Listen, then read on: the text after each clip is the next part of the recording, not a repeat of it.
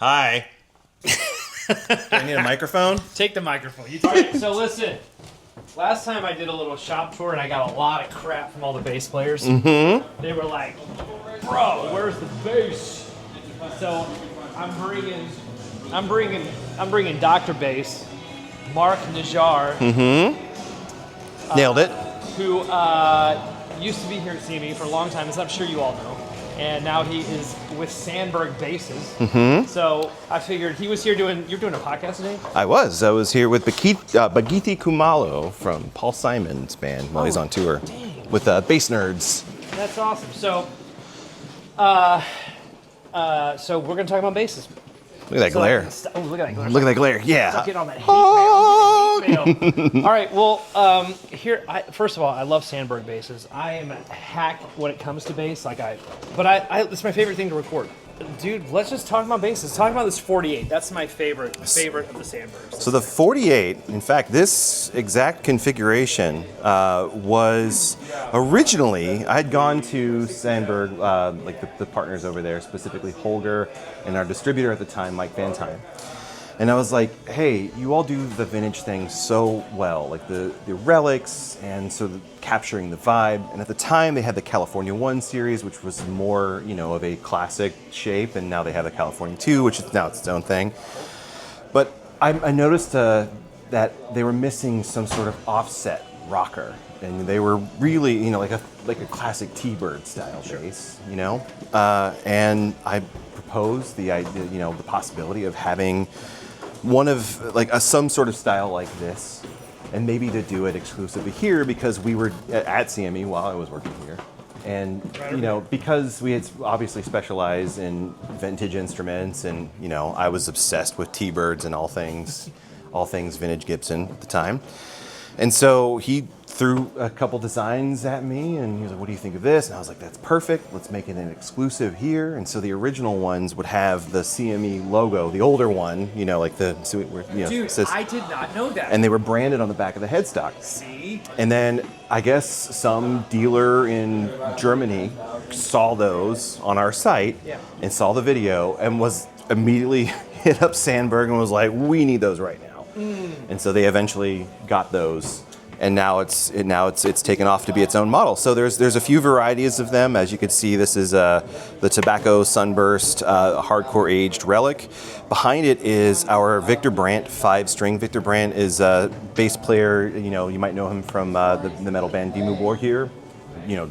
Just like crazy black metal influence, symphonic metal. And then this would be a high gloss in our. It looks like it's cream. It's hard to tell from this lighting. I would say that's cream. Or virgin white. No, it's actually virgin white, so the light's a little low. So virgin white with the black stripes. This centerpiece here lends itself really nicely to doing extra little cool designs. Holger loves cars. He loves old motorcycles. That's actually how the 48 got its name, from the Harley 48. Oh, yeah. Yeah. You know what's funny? The 48 is the bike that got me into Harleys. Well, there you go. That's why you like this bass. See, it makes sense.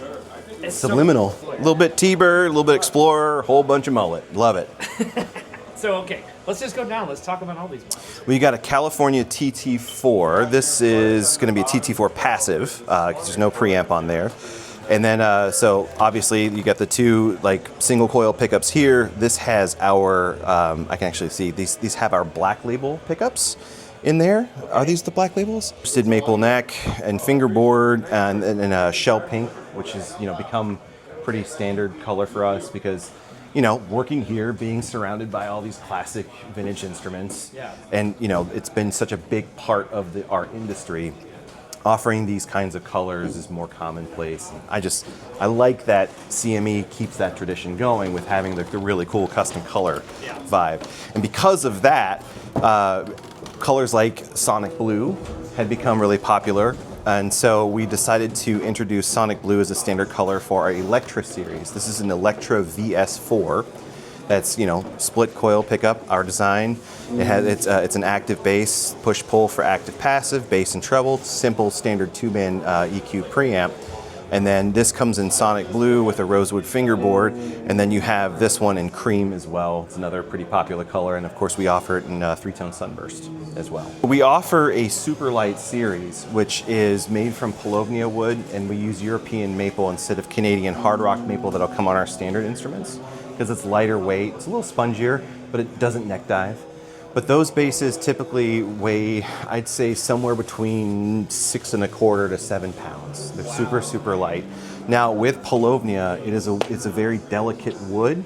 Not like you're gonna completely smash it, but it's a bit spongier, so there's some care. And of course the finish that we use, the matte finish and the lacquer that we use and the varnish to harden it, up and protect it as much as we can. But that's going to come with some instructions. So those are really designed for people who are looking for a lighter weight solution. But it does have its own sound.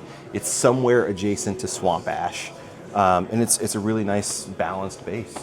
That's awesome. In fact, O'Teal Burbridge, the 6-string basses that he's playing with Dead & Company, oh, wow. Those Blueburst basses, those are actually super light 6 strings, which I believe he got the first ones.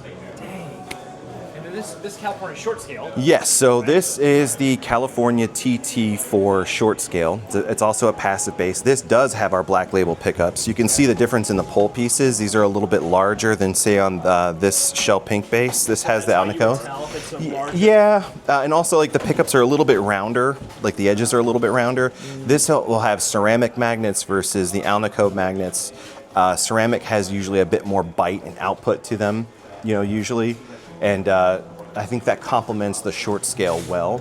We also have, this is not our first short scale model. Our first short scale model is actually the Lionel, which is the VS4. That's this body shape with the split coil pickup, also with the black label pickup. But it's our first short scale, and it gets its name from my son. His son, my son's middle name is Lionel. And so my first order of business working at Sandberg, actually after I left here, started working for Sandberg, went over and visited. First thing I brought up was like, we got to do a short scale, and this is what I think it should be. I think it'll do well. And I think at first, Holger, the CEO, was like, this might be a niche thing, but let's go with it. Let's see what happens. And of course, as well as I do working here and as a guitarist, short scale is a commodity, a good one. Yeah, a reasonably affordable, well-built short scale that is, no fuss, no craziness. That's that. So then, of course, we got enough people asking, well, when are you going to do the TT version with the 2 single coil pickups? And it just was an obvious thing. So now you can configure both the VS4 Lionel short scale, the short scale version of this essentially, and also the TT4, both passive. Can we explain what the TT stands for, the VS and all that? So TT would be our two single coil pickups. Yeah. And I had asked Holger this very question. I was like, hey, with V and T and M, like M, I understand what that stands for, like it's got that. But where does the T come from? He's like, I just like the way that it sounded. That's just all there is to it. So and same with V, it's just, like the shape of the V and, the split coil. And that's it was just one of those things where he's just like, yeah, this works. Everyone loves but whenever you hear TT4 or T in any of our basses, with like you'll have California TT4. California would refer to the series, which is this sort of classic sort of shape. And then T or TM, whatever those letters are going to be, is referring to the pickup configuration. So TT is 2 single coils. VS would be 1 single coil or 1 split coil pickup. If it was a VM, it would have this kind of humbucker here. So M is going to be this sort of style pickup here, this kind of humbucker. That's cool. Let's look at other basses. Yeah. Let's walk around. This one caught my eye over here. The BC Rich. Okay, let's do it. It's one of the newer ones. And it's not old. That's spalted maple. What do we got here? Oh, it's a signature. I feel awful. The Palo Grigoletto signature, spalted maple. That is sick. Yeah, I want to barbecue some pork with this thing. Just pop it on there. But these are awesome. I loved the old Eagle. Like the vintage BC Rich basses are incredible. The older DiMarzio pickups. In fact, that was one of my favorite things about working here. You'd see all sorts of stuff come over to the vintage guys. They would do the evaluations and stuff. And I would sort of casually walk over and see what they got, like what's in the case. And every single time, they would open some sort of vintage, usually 70s or 80s Fender, and you would see like the cream colored pickups, like with the little hole pole pieces, and you know right away, like those are old DiMarzios, that's gonna rip. And so BC Rich, of course, back then, and Kramer, like they were all using those pickups back then. They all sound awesome. So if you find anything with old DiMarzio pickups, it's gonna sound tight. Guarantee it. Guarantee it. Love EB1, big, loud, boomy. These pickups have such a big output to them. I would say one of the craziest ones we'd ever had was on one of these. It had the brown pickup cover instead of the black one, and I think that measured somewhere around 1900 or 19K. What? It was nuts. It was so freaking loud. Wow. And finally, the last time I was here, this Roland, this synth bass essentially, or it came with the pedal. Yeah. What is it called? What's the model? The 330. I think it still does come with that. But you all don't have it. You do? When I was last here, you did not. They could not find it. With the 12-pin jacks? Yeah. We gotta plug it in. I've never plugged. I've always had one or the other here. Owen, don't you dare let. This is my cousin Owen, by the way. Oh, your cousins? He's my actual blood cousin. Yeah. His This guy's awesome, dad's my mom's brother. It's because he loves Circus Survive. What else do we also find? Had something else. The Dunes. The LS Dunes, of course. yeah. LS Dunes, That was man. a big moment for me when I got to meet Heck the Dunes yeah, guys. dude. Yeah, and Alan Jackson. And Jimmy Buffett, rest in peace. Oh yeah, man, Bring it dude. back, man. Bring it back. Parrot Dang. heads for life. Our whole family is. Dang. Right now, Owen's looking up to see if they have the Roland GR330 synth pedal. The G33? G33, right. I think the tag might be, it says 330 on there, but I believe it's just 33. Yeah. But either way, the bass by itself sounds incredible. It's so cool. Very, very cool. Very, very bitey. It's got got this thing or what? kind of a Music Man vibe. Someone just lied to us, man. You just lied on Dude, camera. it might have been me. You just lied on camera. I've just been I was reaching for the camera. I'm sad. Oh, you still got those. So, Labella, Chicago style. Yeah. Those are pure nickel strings. So, or just, like all nickel, nickel core, nickel winding. I love the sound of nickel. I love what Labella does. They have the right wraps. And so I asked them, hey, let's do like a pure nickel string. And so they didn't have it in their catalog. And I was like, hey, can we call it the Chicago style? On the back of these, yep, still got them. Still has my signature on there. Bass Authority. Now you can sign checks. Ooh. That's the best. This is my partner Jody, my partner in crime. I don't know who you are. This Who are is you? Jody from Bass Nerds podcast, Nerds. and then also recently just acquired NoTreble.com. I'm Jody, partners with Mark at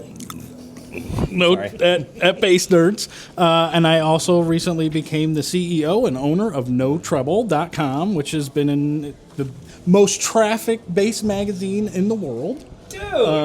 And it's been in business for 16 years, and I have just recently taken it over from my good friend Corey Brown, who is still kind of working in the background, but I am the new head dude in charge over there, so I'm really excited to take it over. I'm really hungry, ambitious. If you're doing some cool bass stuff, we want to hear about it. Definitely send us an email and tag us in your Instagrams and all that, and I'm looking forward to building it and growing it and doing some more video stuff and podcasting and getting see on me. Doug's gone grown up. This cower's kind of sick. It's sparkly. It's fun. Actually, when we did the Plugged In series, Jody and I gravitated towards that.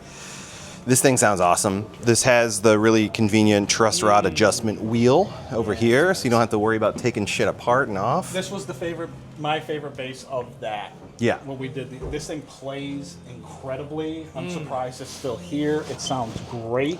Power. Only criticism is I wish this had clover tuners. If this had clover tuners, it would tie everything together. I'm sure that's why it had. No, this is an incredible bass. Incredible bass. You should get it. Yeah. I dig it. I love the cower stuff. I love it. This Especially that. Dingwall, Sheldon Dingwall, is a genius and a lovely human. Woo! This is their D-Bird fan fret. He does his own pickups. Dingwall. Let's get this in the light so we can see this thing. Yeah, Dingwall definitely has their own sound and own thing going on. Often replicated. Wait, what's the expression? Often replicated, Never rarely duplicated? duplicated? Yeah, that's what it is. There's really nothing like it. They definitely have their own sound, their own vibe. And I was skeptical at first, and then I think we got a used Super P 5-string. So like the P style bass that came in.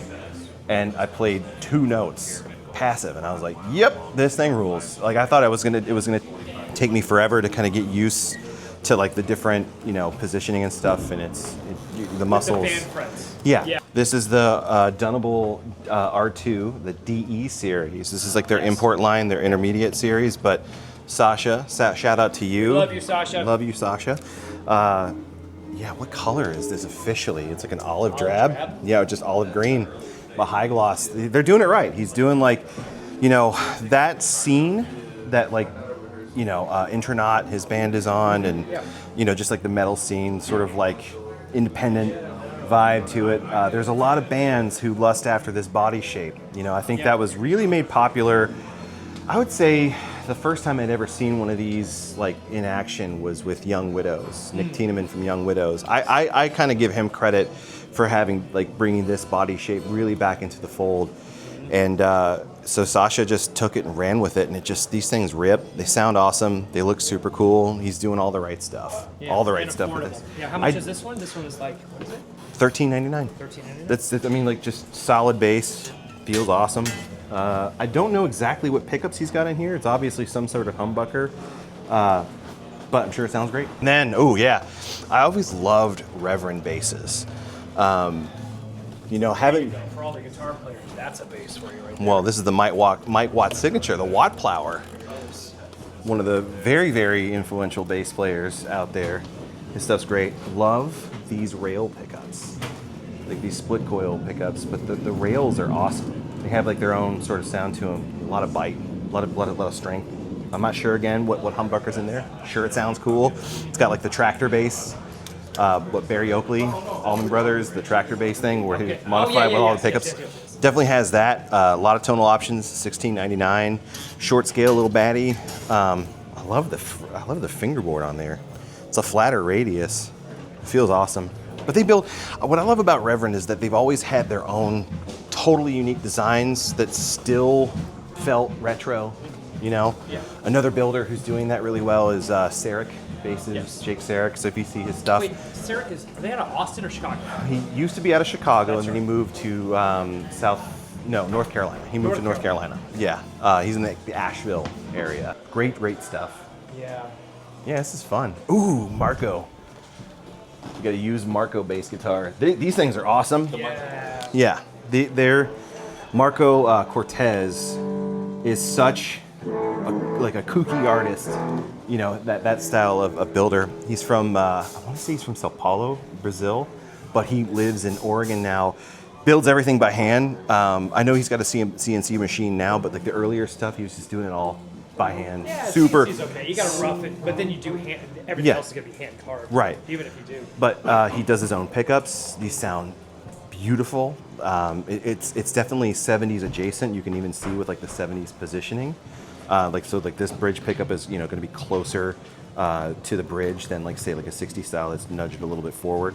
But that has that sort of like that Marcus Miller or Geddy Lee bite. That's what people are getting from this. What I love about his basses are the necks. No, you'll never find 2 exactly identical Marco bass necks, but they all feel like they got a freaking story. They have some like life to them. I like that. I A didn't know that. bit of an asymmetrical shape. Yeah, these are awesome. They play so effortlessly. What I love, I think Ernie Ball, Music Man, second to none when it comes to sparkle finishes. Jody and I talked about that last time too. But totally agree. that's just stunning. Yeah, the flake is like, man, I don't know if it's gonna come through, but Yeah, it's so sick. Oh, there we go. you can see it. Such big flakes. Big flake. If you're gonna do sparkle, do it right now. I like this sort of back to the cower, the sort of iridescent look to it with this sort of, I guess, like galaxy sparkle. Yeah. That's super cool. That's cool. So we got Fender World over here, Custom Shop, USA, Yeah. Squire.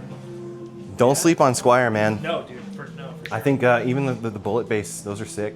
I love it, you know, classic Mustang. You know, I haven't played one of these American performers that have the original Mustang pickup with like the J-bass single coil in the bridge. Sure, it sounds fine, but I don't know. Personally, if you're playing a Mustang, it's like, what's the point? That's just me.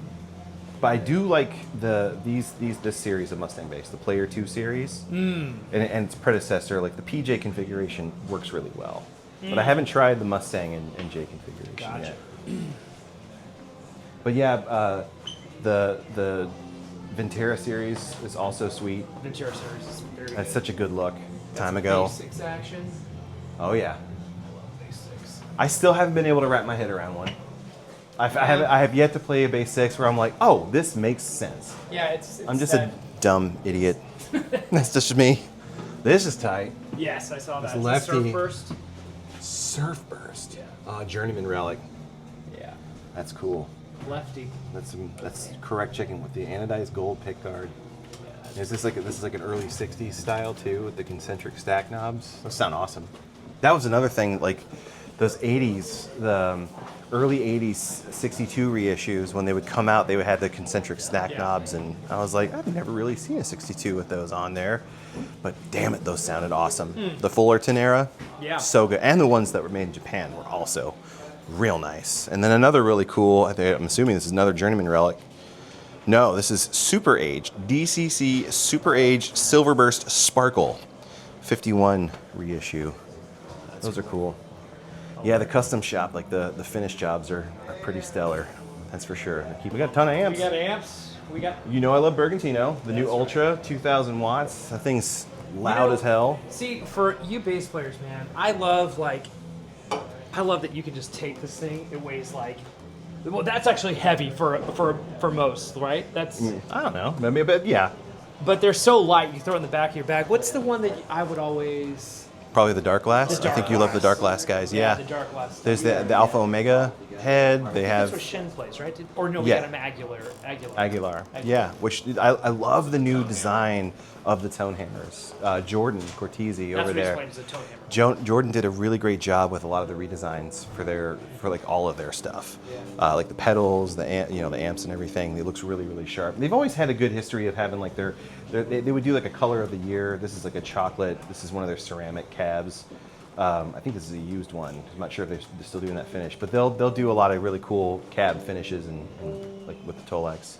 I haven't played this yet, but I bet it rips. It's the Dark Glass M, the combo, little 500 watt guy. Probably doesn't weigh very much. Yeah, no, I mean, that's like crazy. That's everyone's going for. And you know what? Honestly, man, I think people often sleep on the Fender Rumble. I love these things. I am with you. I think the Rumble is incredible. They're light. They sound what 25, 50, 100. Yeah. Yeah. I would say between these, personally, like between the Fender Rumble and the GK MB series, like those combos, if you're looking for something that's like beginner, like Fender definitely has you covered, but that'll get you through a lot. Like I played shows, like little sessions and stuff, little rehearsals, and all they had was a Rumble, and they're like, oh, I'm sure you're probably used to really nice sound. I'm like, Rumbles rip. And it's so easy to dial a sound into that. Same goes for the GK MB series. Do you know if they're still making the MB? Gallion Kruger, are they still making the MB series? I honestly don't know. If you've got them, you got to have them out here. They're awesome. Yeah. Love those. What are you playing now? I play Bergantino. I actually have the Ultra 2,000 watt head. Okay. I have a few of their cabs. I also have some Tyrant cabs that I bring out every once in a while. Shout out to Sean. Love you, dude. Right. But yeah, had the luxury of having a lot of really cool gear, and as I get older, it's just like I want one thing that just does all the stuff I want to do. This makes your bass sound like your bass. It's awesome. Thanks to Mark. Thanks to Mark very much for that. So there you go, bass lords, bass players. Yeah. You were never forgotten. You were never forgotten. I just needed someone smarter than me to explain all this to you or share it with you. So I feel like we should plug that bass in. People want to hear you play this. We have the 12-pin cable for it, but we don't have the board for it. No. Yeah, that was the last one that we sold that we had. We still have that bass makes an appearance in the upcoming the plugged-in video that we did here. Jody and I did. I saw that. I had to play it. They tried to find the thing. They don't have the synth that goes with it. But again, the bass, even without the synth, is completely worth it. It's just an old Fuji factory. The Fuji factory in Japan rips. Awesome. Just gnarly, awesome sound. So hopefully this was cool. I think it was real cool. We got to get in there. This will be our thumbnail. Gah! Everyone make that face. Gah! Okay, cool. There's thumbnail face. All right, everybody, I love you. I'll see you next time. Thank you, Mark. Thank you very much. Mark is also in one of my favorite bands called Huntsman. If you don't know Huntsman, you should go listen. And Royale. Dude, We're back. the last Royale record, what was that called? Loose Lips? Oh, it was just called the Band Royale. It's just the self-titled. But that was the name The of the one record? with Loose Lips, Shink Ships is the single off of that, the Band Royale. Okay, go listen to the Band Royale. It's a blue record on Spotify. I promise you, you will love every single song on it. I called Joel. I was like, dude, Yeah. I'm kind of embarrassed to tell you that I'm like a fan of you. I'm a fan. No, dude. No. I was like, what'd you do with your vocals? He's like, oh, I don't know. I just. He just sang. Just Oh, sang. he's such a grump in a sweater. I love anyway, it. so there you go, everybody. Hope this one. Bye.